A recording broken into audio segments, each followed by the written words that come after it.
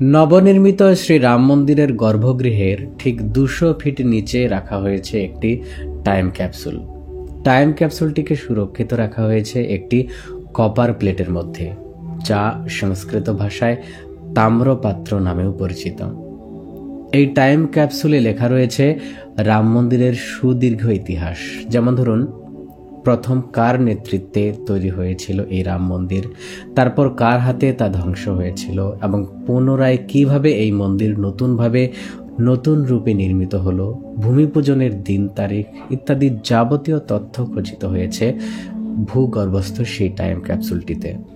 ভবিষ্যতে এই মন্দির নিয়ে পুনরায় যদি কোনো সমস্যা তৈরি হয়, সেক্ষেত্রে ভবিষ্যৎ প্রজন্মের প্রত্নতাত্ত্বিকরা বা আর্কিওলজিস্টরা যাতে খুব সহজেই মন্দির সংক্রান্ত যাবতীয় তথ্য উদ্ঘাটন করতে পারেন এবং প্রকৃত সত্য নির্ণয় করতে পারেন, সেটাই হলো এই টাইম ক্যাপসুলটির মূল উদ্দেশ্য।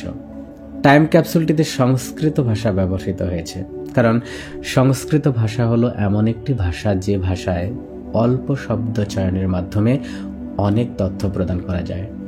নমস্কার, হরে কৃষ্ণ।